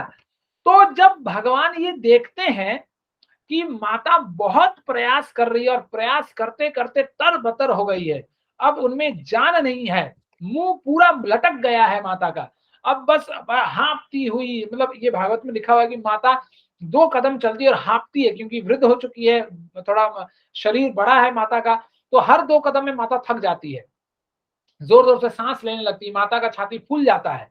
तो जब भगवान देखते हैं कि मेरा भक्त प्रयास तो करता है, और भगवान स्वयं भागवत में कहते हैं कि मुझे किसी भी तरीके से कभी भी कहीं भी नहीं पकड़ा जा सकता, लेकिन जब मैं देखता हूं मेरे भक्त को कि वह प्रयास के बाद प्रयास करते ही जाता है, करता है लगातार निरंतर, अनन्यश्चिन्तयन्तो माम ये जना पर्युपासते तेषाम नित्यभियुक्तानाम योगक्षेमं वहाम्यहम्, कि जो अनन्य भाव से भगवान को पकड़ने का प्रयास करता है। इसलिए भगवान गीता में कहते हैं कि हजारों में, हजारों लाखों में कोई भगवान को सोचता है पकड़ने का, और कुछ लोग प्रयास करते हैं, कुछ लोग सोचते हैं, कुछ लोग प्रयास करते हैं। उन प्रयास करने वालों में भी कुछ लोग बहुत तरीके से, पूरा संगठित तरीके से, पूरा सोच समझकर, पूरा नियम बनाकर, पूरा संकल्प बनाकर सोचते हैं, प्रयास करते हैं भगवान को पकड़ने में। और उनमें जो ऐसा करते हैं, कोई एक विरला ही भगवान को पा सकता है। तो भगवान भागवत में बहुत अच्छा कहते हैं कि जब हम अपने भक्तों को देखते हैं कि वो मुझे पकड़ना चाहता है लेकिन पकड़ नहीं पा रहा है, क्यों? क्योंकि मुझे कोई नहीं पकड़ सकता, तो तब जाकर मैं अपने आप को अपने भक्त के पास पकड़वा लेता हूं। मैं ऐसा व्यवस्था करता हूं कि जिससे भक्त मुझे पकड़ सके, नहीं तो भगवान को कभी मुझे कोई पकड़ नहीं पाएगा। तो इस तरह जब नटखट कृष्ण है ना, बाल गोपाल, जब माता यशोदा को थका हुआ वो देखते हैं अब नहीं हो पा रहा मैया से, तो वो अपने आप उनका चाल हल्का करते हैं और माता यशोदा उनको धर दबोचती है, पकड़ लेती है। और जब पकड़ लेती है तो क्या करती है, फिर उन्हें सबक सिखाने का प्रयास करती है, और वो सोचती है कि अब मैं ओखल से कृष्ण को बांध लूंगा। तो जब वो बांधने का प्रयास करती है और वो तुरंत अपने बालों से एक रिबन खोलकर भगवान के दाम में, है ना, दाम और उदर भगवान के कमर में बांधने का प्रयास करती है, तो वो हमेशा छोटा पड़ जाता है। तो यहाँ जो आप गोपियां देख रही है ना, होता है कि जब हम लोग है ना स्कूल में, जब हम लोग मार खा रहे होते हैं तो बगल में लड़कियां या और सब लड़के हंसते हैं कि हाँ अच्छा मजा आया, आज पकड़ा है, बड़ा अच्छा मार खाई, इसको मारना चाहिए इसको। उसी तरह ये गोपियां भी हैं, ये मजे ले रही हैं, ये सब, ये बाल गोपाल भी है, पीछे जो भगवान के दोस्त भी हैं, सारे देख रहे हैं कि क्या चल रहा है, मजे ले रहे हैं, सब हंस रहे हैं। और गोपियां चाहती हैं कि इसको बांधो। तो जब यशोदा मैया का एक रिबन छोटा पड़ जाता है तो गोपियां अपने रिबन को खोलकर देती है, अरे लो लो लो मेरा रस्सी लो, इससे बांधो इसको। लेकिन जब जब वो भगवान को बांधने का प्रयास करते हैं वो फेल हो जाते हैं। इस तरह गांव के जितने रस्सी थे सब लाया गया, लेकिन फिर भी फेल हो गए। फिर जब इस समय भी जब भगवान ने देखा कि माता यशोदा परेशान हो गई है कि क्या किया जाए, तो कुछ ग्रंथकार, कुछ रसिक संत ऐसा कहते हैं कि जो अंतिम रस्सी था जिसे बांधा गया कृष्ण को, वो और कोई रस्सी नहीं था, वो रस्सी स्वयं श्रीमती राधा रानी ने दिया था। और उसी श्रीमती राधा रानी की दी हुई रस्सी से जब कृष्ण भगवान ने देखा कि अच्छा राधा रानी भी आ गई है, तुम भी आ गई हो यहाँ पर, मेरा तमाशा देख रही हो, तो जब भगवान ने, और भगवान जानते थे कि सब कोई नहीं मुझे बांध सकता, लेकिन श्रीमती राधा रानी तो मुझे बांध ही सकती है, तो ये देखकर, ये सोचकर, और जब वो देखते हैं कि माता भी परेशान हो गई है तो वो अपने आप को खुद बंधवा लेती है। तो यशोदा मैया, कुछ टीकाकार ऐसा कहते हैं कि यशोदा मैया फिर राधा रानी को बोलती हैं, अरे ऐसा होता तो तुम्हें पहले देना चाहिए था अपना रिबन, पहले तुम्हारे रस्सी से इसको बांधता, इतनी देर से बंध ही नहीं रहा है। तो यहाँ पर हमें जब जब यशोदा मैया कृष्ण को बांधने का प्रयास कर रही थी तो वो हमेशा वो 2 उंगल हमेशा वो छोटा पड़ जाता था। तो ये 2 उंगल जो है 2 चीजों का प्रतीक है कि यदि हमारे जीवन में ये 2 चीज नहीं रहेंगे तो हम कभी भी भगवान को बांध नहीं पाएंगे। बांधने का मतलब है हम भगवान को कभी भी पा नहीं सकेंगे। जो एक भक्त और भगवान का जो एक संबंध है, जो एक रिश्ता है, वो कभी भी स्थापित नहीं हो सकेगा। और जब तक एक भक्त और भगवान का रिश्ता स्थापित नहीं होगा तब तक हम भगवान के साथ वो रसास्वादन है ना, जो प्रेम का जो आस्वादन है वो प्रेम हम कभी भी नहीं कर सकेंगे। तब जब बंध जाते हैं तो यहाँ बांध देते हैं और बांध कर यशोदा मैया अपने घर चली जाती है, मतलब आंगन में ही बांध देते हैं, मतलब कोर्टयार्ड जो मतलब घर के कंपाउंड के अंदर में ही उनको बांध देती है और यशोदा मैया घर चली जाती है। तब क्या होता है, तो यहाँ चित्र दिया गया है कि कैसे बांध देती है। ये मतलब यहाँ पर बताया गया है कि कैसे 2 उंगल के कारण बांध देती है। तो जो 2 उंगल होता है वो 2 उंगल किस चीज का प्रतीक है? एक है प्रयास, कि जब तक हमारे जीवन में भगवान को हम पकड़ने का प्रयास नहीं करेंगे, भगवान के भजन करने का प्रयास नहीं करेंगे और सुबह शाम यही बहाना देंगे कि हमारे पास समय नहीं है, तो समय भी एक दिन हमें बहाना बनाकर शमशान घसीट कर ले जाएगी और उस समय हम समय को जो काल के रूप में आएगा वो हमारा कुछ नहीं सुनेगा। ठीक है, तो सबसे पहला है प्रयास। लेकिन फिर भगवान ये भी बोलते हैं कि तुम चाहे कितना भी प्रयास क्यों ना कर लो, है ना। कुछ कुछ जैसे ये खास करके ज्ञान योग के बारे में बोला जाता है कि कुछ लोग भगवान को ज्ञान के माध्यम से, शास्त्रों के माध्यम से, है ना, जो खास करके निर्विशेषवाद जो लोग हैं, निर्विकार लोग, जो मायावाद लोग हैं, वो लोग भगवान को शास्त्रों के चक्षुओं से, शास्त्रों के माध्यम से भगवान को पकड़ना चाहते हैं।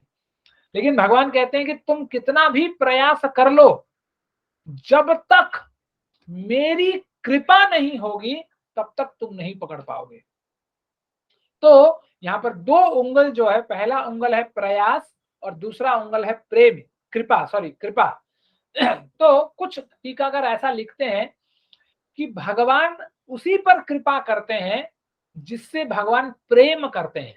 तो कभी कभी कहीं कहीं आप लोगों ये लीला सुनते हैं तो कहीं कहीं कुछ संत कहते हैं कि जो 2 उंगल है वो है प्रेम और प्रयास, कि जब तक भगवान प्रेम नहीं करते, कृपा नहीं करते, तो जब कृपा करेंगे तभी हम भगवान को अपने प्रयास के माध्यम से हम भगवान को पकड़ सकते हैं। तो मुख्यतः जो भागवत कहती है वह है प्रयास और कृपा। तो हमें भागवत को ही पकड़ना है, भागवत से ही चलना है हमें पकड़कर। तो 2 उंगल का प्रतीक क्या है? एक है प्रयास, दूसरा है कृपा। जब भगवान की कृपा रहेगी और हमारा प्रयास होगा तब ही जाकर हम भगवान को प्राप्त कर सकते हैं, नहीं तो नहीं। यदि इन दोनों में से एक भी नहीं रहा तो भगवान को नहीं पकड़ सकते।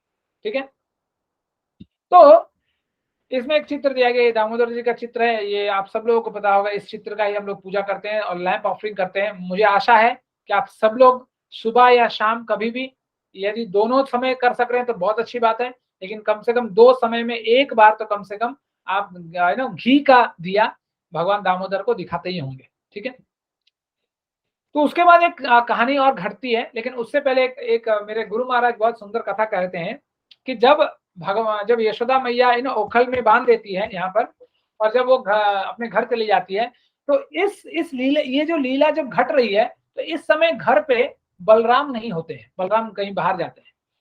तो जब ये लीला खत्म हो जाती है तो बलराम जी आते हैं। तो बलराम जी देखते हैं अरे क्या हुआ, सब थोड़ा अजीब सा लग रहा है, घर में क्या चल रहा है। तो सब गोपियां गोपाल सब खाना फूसी में लगे हुए हैं। तो किसी किसी के माध्यम से बलराम जी को पता चलता है कि आज यशोदा मैया ने कृष्ण को मटकी से बांध दिया है। तो सोचते हैं क्या ऐसा ओखल से बांध दिया माता ने। तो वो तुरंत भाग कर आते हैं, देखते हैं कि सच में ये घटना तो सच है। तो वो आते हैं, कृष्ण को देखते हैं, अरे ये तो बंधा हुआ, ये बेचारा, ये क्या हो गया। फिर वो रो रहे हैं, वो तो कुछ कहते नहीं। तो बलराम को बड़ा गुस्सा हो जाता है। वो बोलते हैं कि माता ने बांधा, क्यों, माता ने ऐसा क्यों किया। तो वो पूछते हैं कि क्या बाबा नहीं थे उस समय। तो गोप बालों ने कहा बाबा थे, लेकिन बाबा सबको जानते हैं, लेकिन बाबा गए खेत पे। बोले अच्छा, माता ने ऐसा कर दिया, कृष्ण को बांध दिया, अभी माता को खबर लेता हूँ। तो वो जाते हैं, हिलते डुलते पूरा हीरो बनकर जाते हैं। हाँ, बोले कि माता, तो माँ कहते क्या हुआ, कि तुमने कृष्ण को बांधा। लेकिन हाँ, फिर क्या हो गया, कि तुम जानती हो कृष्ण कौन है। लेकिन नहीं, कि कृष्ण स्वयं नारायण है, वो स्वयं जगदीश्वर है, वो पालन है, वो विष्णु है, वो पूरे ब्रह्मांड को पालन करते हैं। तो अच्छा, तो माता को तुम कौन हो, तो तुम मुझे नहीं जानती, मैं बलराम हूं, मैं लक्ष्मण हूं, मैं शेष हूं, मैं चाहूं तो एक क्षण में पूरे ब्रह्मांड को अपने आग से जला दो।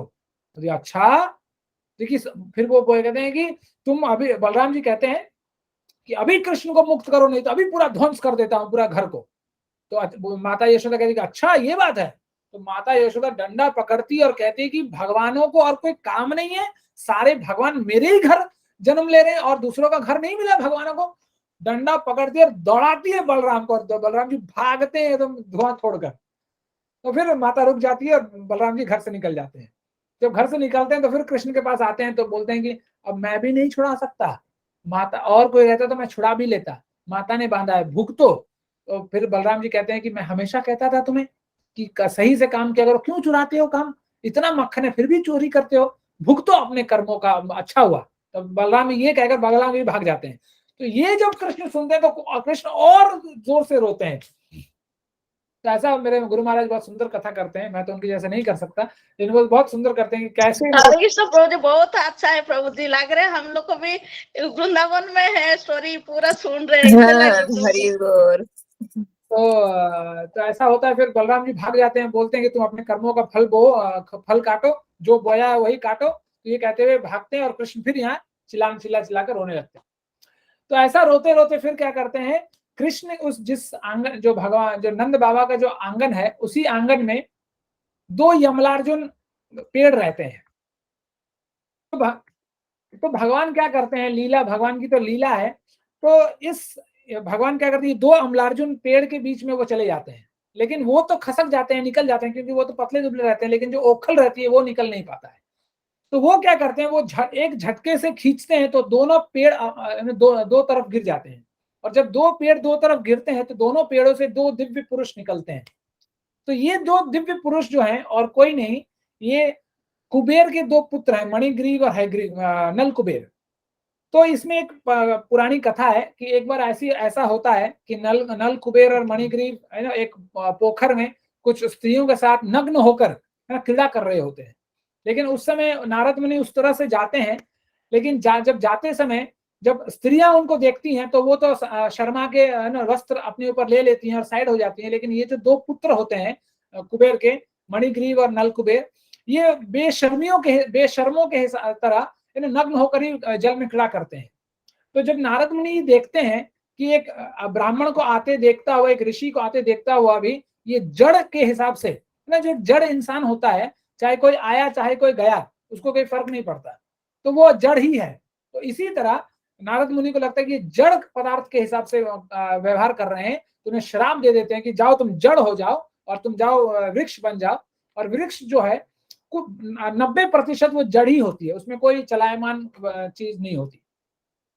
तो उसके बाद जब दोनों बहुत प्रार्थना करते हैं, बहुत माथा रगड़ते हैं, नाक रगड़ते हैं नारद मुनि के सामने, तो बोलते हैं अच्छा ठीक है, तुम्हें अपनी गलती का एहसास हुआ, तो तुम एक काम करो, तुम्हारे मुक्ति का तरीका यही है, तुम जड़ तो बनोगे, तुम वृक्ष तो बनोगे, लेकिन तुम वृक्ष बनो भगवान के आंगन में जाकर बनो। जब भगवान द्वापर में आएंगे तो भगवान अपने हाथों से ही तुम्हारा उद्धार करेंगे और फिर तुम अपने लोक को चले जाओगे। तो वही 2 लोग ये वृक्ष बनकर आज तक भगवान का, देखिए हम लोग कहते हैं कि ऋषि मुनि का बहुत श्राप देते हैं, लेकिन नारद मुनि का श्राप नहीं, अपने आप में वरदान है। नहीं तो नल कुबेर और मणिग्रीव का इतनी हैसियत नहीं थी कि वो तपस्या करके भगवान का दर्शन कर पाते, लेकिन एक श्राप के कारण, एक महामुनि, एक ऋषि मुनि, देवर्षि नारद के श्राप के कारण उन्हें, जो बड़े बड़े ऋषि मुनि नहीं कर सकते, एक तरीके से उन्हें फ्री में मिल गया है ना। भगवान के घर में वो जन्म लिए वृक्ष के रूप में और भगवान का दर्शन भी किया उन्होंने। तो इसीलिए बोला जाता है कि जब इससे हमें एक शिक्षा ये मिलती है कि जब घर में बड़े बुजुर्ग आए या कोई जगह पर, कोई स्थान पर बड़े बुजुर्ग आए, तो हमें हमेशा खड़ा होकर उनका सम्मान करना चाहिए, उन्हें हमें इज्जत देना चाहिए। हमारे अंदर अहंकार कभी नहीं होना चाहिए, ये अहंकार का प्रतीक है। जड़ता जो है हमारे अंदर अहंकार का प्रतीक है। जब जो जड़ होता है वो अपने आप में सोचते हैं कि हम बहुत बड़े हैं, है ना। तो इसीलिए हमें कभी भी अहंकार नहीं होना चाहिए। और इसी तरह जब ओखल भगवान खींचते हैं तो दोनों पुरुष आते हैं, भगवान की स्तुति करते हैं और फिर दोनों के दोनों अपने लोक को दोनों चले जाते हैं। तो ठीक है, तो ये बहुत भगवान का सुंदर दामोदर लीला है।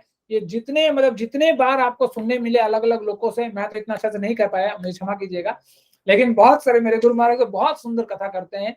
हाँ, तो ये बहुत सुंदर लीला है। और जितने भी भगवान की रस युक्त लीलाएं हैं उसमें सबसे सबसे मतलब रसयुक्त लीला जो है ये दामोदर लीला है, जहां पर हर प्रकार का रस हमें देखने को मिलता है। भगवान मतलब कैसे भागते हैं, कैसे रोते हैं।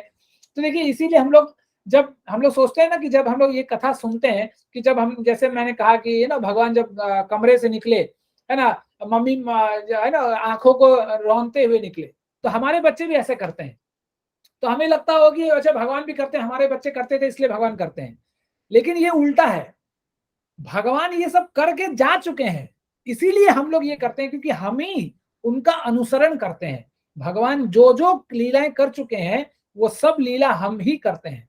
इसीलिए देखिएगा क्या करते हैं हम लोग कि साल में एक बार अपने बच्चे को हम लोग श्री कृष्ण बना लेते हैं, सिर्फ, लेकिन साल में सिर्फ एक बार, ठीक है, 365 दिन में 365 दिनों से एक बार हम लोग कृष्ण बनाते हैं, और 364 दिन हम लोग कंस या रावण को ही रावण के तरह ही उसको रखते हैं कि तमोगुण रजोगुण में उसका पोषण पालन करते हैं। लेकिन हमें अपने बच्चों को कृष्ण नहीं बनाना है, हमें अपने बच्चों को कृष्ण का दास बनाना है।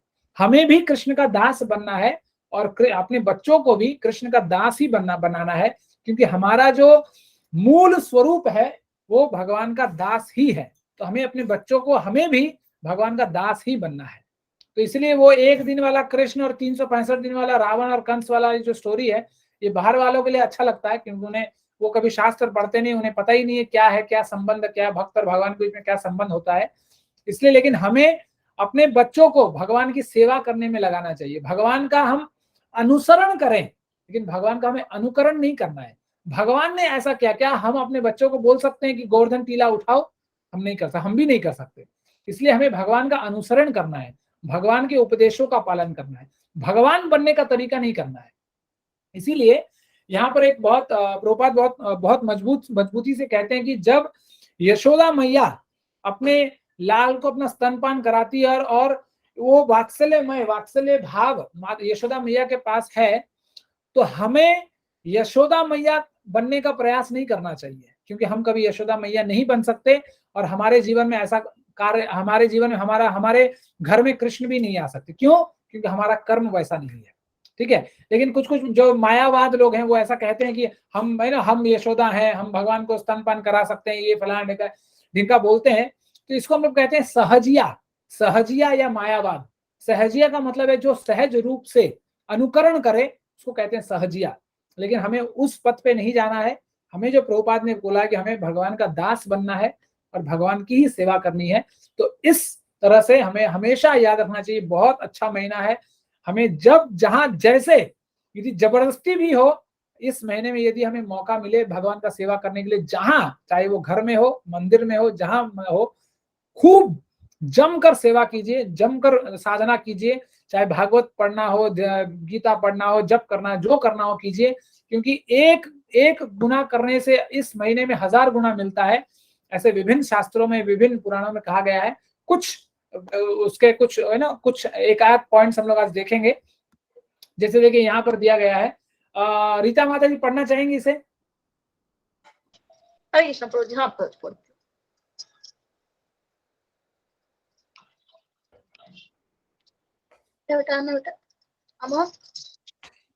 अमर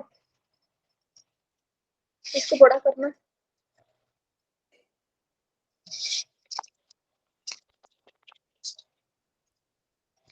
जैसे सत्य युग सबसे अच्छा युग है, जैसे वेद सबसे अच्छे श्रीमद् भागवत है, जैसे गंगा नदिया में सबसे अच्छे है, इसलिए कार्तिक भगवान श्री कृष्ण को सबसे प्रिय है। कृपया कार्तिक महीना भगवान को सबसे प्रिय है। थोड़ा मिस्टेक हो गया मुझसे। हाँ, कृपया कार्तिक मास के दौरान घी का दीपक चढ़ाने की महिमा सुने। ये एक ऐसा प्रसाद है जब भगवान केशव को बहुत प्रसन्न करता है। हे ब्राह्मणों के राजा, जब व्यक्ति इस तरह से घी का दीपक अर्पित करता है, वह इस दुनिया में फिर से जन्म नहीं लेता। भले ही कोई मंत्र न हो, कोई पवित्र कर्म न हो और कोई पवित्रता न हो, कार्तिक के महीने में घी का दीपक चढ़ाने से सब कुछ सही हो जाता है। कार्तिक मास में जब व्यक्ति घर पर या मंदिर में घी का दीपक अर्पित करता है, उसे भगवान वासुदेव की बहुत बहुत अच्छे फल देते हैं। हरे कृष्ण प्रभु जी। हरे कृष्ण माता जी। तो देखिए, जो सबसे पहला जो स्तुति है जो मैंने आपको बताया कि जो सतयुग में सबसे अच्छा सतयुग है, युगों में नदियों में गंगा है, उसी तरह महीनों में क्या है, कार्तिक महीना सबसे सर्वश्रेष्ठ है। तो यहाँ दिया दिखाने का महत्व बताया गया है कि जो, और घी का ही दीपक लगाना है। तो प्रयास कीजिए कि हम दिन में 2 बार नहीं तो कम से कम दिन में 1 बार कम से कम घी का दिया भगवान जी ठाकुर जी को दिखा सकें। और आप लोग जो सुबह में भी आ सकते हैं, हम लोग सुबह में मॉर्निंग क्लास जो हो रहा है उसमें भी हम लोग दीपक दिखाते हैं। हर दिन कोई एक माता जी दिखाती है अपने घर में, तो फिर हम लोग दामोदर अष्टकम गाते हैं, फिर हम लोग फिर सत्र को विराम करते हैं। तो उस सत्र में भी आप लोग आ सकते हैं।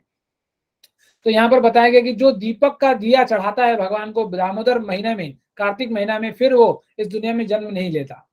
फिर बताते हैं कि यदि कोई पवित्र नहीं है, कोई मंत्र नहीं, मान लिया आप बोल सकते हैं कि हम सही जगह पे नहीं है, सही अवस्था में नहीं है, फिर भी उस किसी भी अवस्था में हो, हम घी का दिया भगवान को दिखा सकते हैं। फिर यहाँ बताया गया है कि कार्तिक मास में जो व्यक्ति घर पर या मंदिर में घी का दीपक अर्पित करता है, उसे भगवान वासुदेव बहुत अच्छा फल देते हैं। मतलब किसी तरीके से भी स्कंद पुराण में ये सब चीजें स्कंद पुराण से ली गई हैं। तो ये सब चीजें स्कंद पुराण में लिखी गई हैं कि किसी भी तरीके से इस महीने में यदि हम दिया दिखाते हैं दामोदर भगवान को, तो वो हमारे लिए बहुत लाभदायक होता है। ठीक है। तो जैसे यहाँ पर लिखा गया है, कोई पढ़ना चाहेगा माता जी या प्रभु जी? नेहा माता जी पढ़ना चाहेंगी? जी प्रभु जी। पढ़िए माता जी। और एक मिनट, वो मेरी स्क्रीन हो गई है। एक व्यक्ति जो कार्तिक के दौरान भगवान कृष्ण को घी का दीपक अर्पित करता है, वह शाश्वत आध्यात्मिक दुनिया को प्राप्त करता है जहाँ कोई दुख नहीं है। कार्तिक मास के दौरान घी का दीपक चढ़ाने से मेरू पर्वत का या मंदरा पर्वत जैसे बड़े पापों का संग्रह जल जाता है, इसमें कोई शक नहीं है। हे नारद, तीनों लोकों में कहीं भी ऐसा कोई पाप नहीं है जो कार्तिक के दौरान भगवान केशव को घी का दीपक चढ़ाने से शुद्ध न हो। जो कार्तिक महीने के दौरान भगवान हरि को घी का दीपक अर्पित करता है, वह भगवान हरि का शानदार आध्यात्मिक दुनिया में लीलाओं का आनंद लेता है। हरे कृष्ण प्रभु। हरे कृष्ण माता जी। तो देखिए, विभिन्न प्रकार के यहाँ स्तुतियां की गई है कि स्कंद पुराण में क्या क्या कहा गया है कि किस प्रकार जब हम लोग घी लगाते हैं तो भगवान अपने हम लोग आध्यात्मिक दुनिया को प्राप्त करते हैं जहाँ कोई दुख नहीं है और आनंद ही आनंद है। हाँ, फिर उसके बाद कार्तिक मास में जब लोग दिया दिखाते हैं, तो चाहे हम कितने भी पाप करते हैं, वो पाप कितना ही बड़ा क्यों ना हो, चाहे वो मेरू पर्वत या मंदराचल पर्वत के जैसा क्यों ना हो, फिर भी वो कट जाता है। हाँ, फिर बताते हैं कि तीनों लोकों में कहीं भी ऐसा कोई पाप नहीं है जिसे कार्तिक महीने में दिया दिखाने से भगवान केशव उसको शुद्ध नहीं कर देते। तो इसी तरह जो यहाँ पे नीचे ही दिया हुआ कि जब हम लोग दिया दिखाते हैं तो हम लोग भगवान के भगवत धाम जाते हैं और भगवान के साथ भगवान की लीला, भगवान की सेवा करते हुए आनंद के साथ हम लोग अपने स्थित रूप में भगवान के साथ रहते हैं। ठीक है। फिर यहाँ लिखा कौन कौन मतलब कुछ लोग का ये सवाल हो सकता है कौन कर सकते हैं, तो हर इंसान कर सकता है, छोटा बड़ा, बूढ़ा बूढ़ी, है ना, जवान बूढ़ा, सब कोई कर सकते हैं, काले गोरे सब कोई कर सकते हैं, है ना, औरत,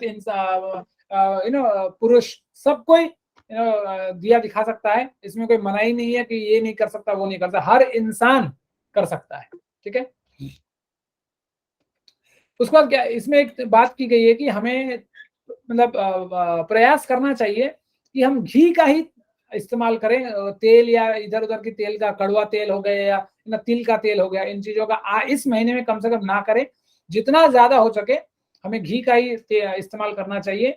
और जब हम लोग दिया दिखाते हैं तो कहा गया कि उसका हम लोग यदि हो सके तो सर्व परिवार पूरा परिवार मिलकर, यदि हम लोगों को दामोदर अष्टकम आता है देख के भी बोल सकते हैं, ऐसा कुछ नहीं है, देख के भी हम लोग पूरा परिवार एक साथ मिलकर हम लोग दामोदर अष्टकम गा सकते हैं। उसके बाद महामंत्र का भी कीर्तन कर सकते हैं। उसके बाद यहाँ बताया गया कि कैसे दिखाना है, तो कैसे दिखाना है कि घंटी बजाइए और घंटी बजाते हुए 7 बार भगवान के पूरे शरीर को 7 बार दिया दिखाइए। और दिया दिखाने के बाद फिर और जो भी आपके घर में विग्रह होंगे उनको दिखाइए। और फिर अपने यहाँ पर जैसे कहा गया पंच तत्व का मंत्र का भी आप उच्चारण कर सकते हैं, अपने गुरुदेव को भी याद कर सकते हैं। ऐसे करते हुए आपको पूरा दिया दिखाना है। फिर वही बताया गया कि फिर प्रसाद, यदि आपने प्रसाद का कुछ व्यवस्था किया है, छोटे मोटे कुछ फ्रूट्स, तो वो भी आप, जो लोग आपके घर में आए हैं, जो बहुत अभी क्या करते हैं कि बहुत बार क्या करते हैं कि सब कॉलोनी में, सोसाइटी में किसी एक जन के घर में हर दिन होता है, तो सब लोग उनके आते हैं, तो थोड़ा कुछ प्रसाद का व्यवस्था भी हो जाए तो बहुत अच्छी बात है। फिर एक चीज बोला गया कि जो दिया आप एक बार इस्तेमाल कर लेते हैं, फिर दोबारा उसको मत इस्तेमाल कीजिए, एक नया दिया इस्तेमाल कीजिए। क्योंकि जो दिया जैसे हम लोग होता है ना कि हम लोग जब किसी प्लेट में खाते हैं तो वो झूठा हो जाता है, तो जब तक उसको हम लोग धो के इस्तेमाल करते हैं, लेकिन मिट्टी के बर्तनों से ऐसा कॉन्सेप्ट नहीं है। मिट्टी के बर्तन जब हम लोग एक बार इस्तेमाल कर लिया तो वो मिट्टी अशुद्ध हो गया, अब उस बर्तन का इस्तेमाल नहीं करना चाहिए। उसी तरह जब हम लोग एक बार एक दिया इस्तेमाल करते हैं तो दोबारा फिर इस्तेमाल हमें नहीं करना चाहिए, उसको फेंक दीजिए, नया इस्तेमाल कीजिए। ठीक है, तो ये दामोदर अष्टकम है। तो ये हमारे दामोदर जी, इनको ही दिया दिखाना है पूरे महीने भर, तो प्रयास कीजिए कि सुबह शाम हो सके तो अच्छी बात है, और यदि एक दिन में एक बार भी हो, लेकिन जरूर दिया दिखाइए भगवान ठाकुर जी को। ठीक है, तो ये था आज का सत्र। यदि किसी माता या प्रभु जी का प्रश्न है तो जल्दी से लेंगे और फिर विराम देंगे। जी सर्व माता जी बोलिए। जी प्रभु जी, दामोदर अष्टक एक बार सुनाइए ना प्लीज, उसका ट्यून नहीं आता मुझे, सुनने की इच्छा है प्लीज। सुनने की इच्छा है? जी जी,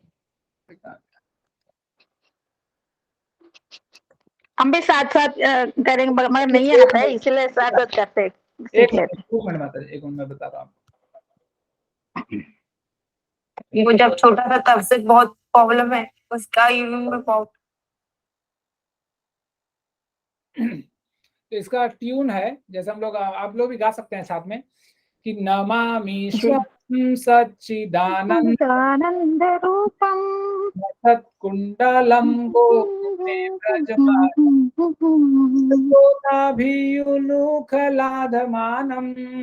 परम मृजंतम मुहुनेत्रम युगम मृजंतम कराम्भोजाम युग्मेन शांतकम नेत्रम मुहुः श्वासकं तीरेखं दामोदरं भक्तिपदं दामोदर अष्टकम। 1 मिनट में थोड़ा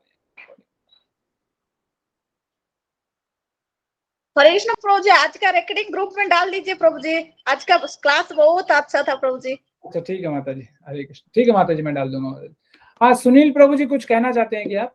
प्रभु जी प्रणाम, आज का क्लास जो था बहुत अच्छा था। एक स्लाइड में था कि मेरू